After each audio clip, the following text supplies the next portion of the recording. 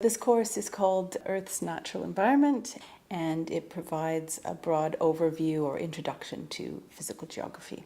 We have all of our geography students together. Some of these students will carry on and focus more narrowly on human geography, and others will focus on physical geography as they go through their bachelor's program.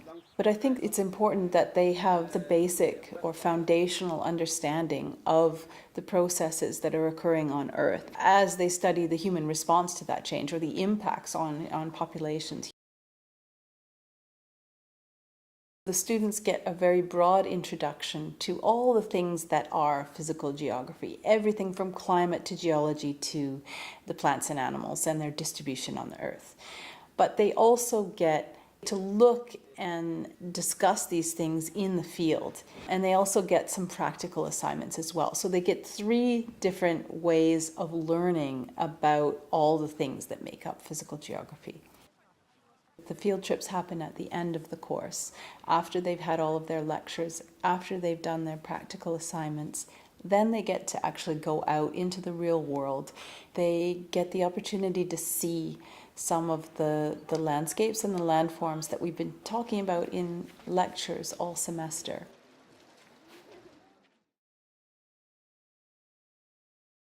The students start out with climate. They learn all about the Earth's climate system, and they learn about how and why the climate is changing, and they learn about how climate change and climate in general impacts all of the other topics within the course. They'll learn about hydrology, rivers and lakes, the ocean's role in climate and climate change. They'll also learn about biogeography, so things like biodiversity and conservation and ecology. And they'll learn how to conduct a biodiversity assessment in a coastal environment. We want to look at processes that are happening today on the surface of the Earth. There's heavy emphasis in this course on geomorphology, which is the study or the science of landforms and landscapes. The students will learn how to recognize characteristic landforms. They'll also understand the mechanisms responsible for the production of those landforms and the climate and geological settings that allowed those landforms to be produced.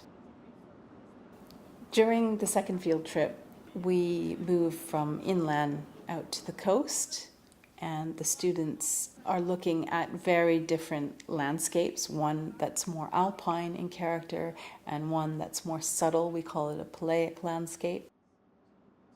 The students will also learn about what features of the landscape are important for risk assessment and evaluation of natural hazards. We look at different types of landslides. We visit the site of a quick clay slide. Students had learned about how and why quick clay slides occur in Norway and in other countries, and then we get to see an example in the field.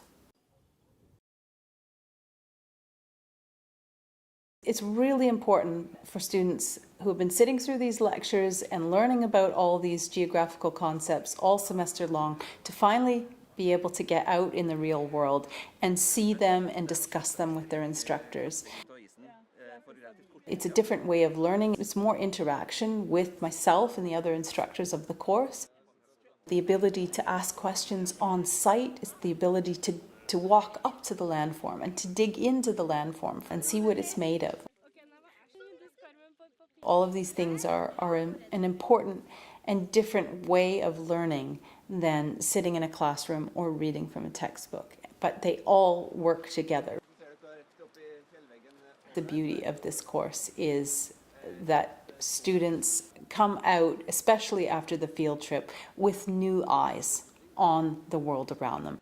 They're seeing these landforms and these landscapes, and they're connecting them to what they've read about, what they've seen, what they've been shown in their lectures, in their textbooks, and so on. And suddenly they can read the landscape like they haven't before. It is like learning a new language. A hill is not just a hill anymore. It has a whole story and importance that it didn't have before.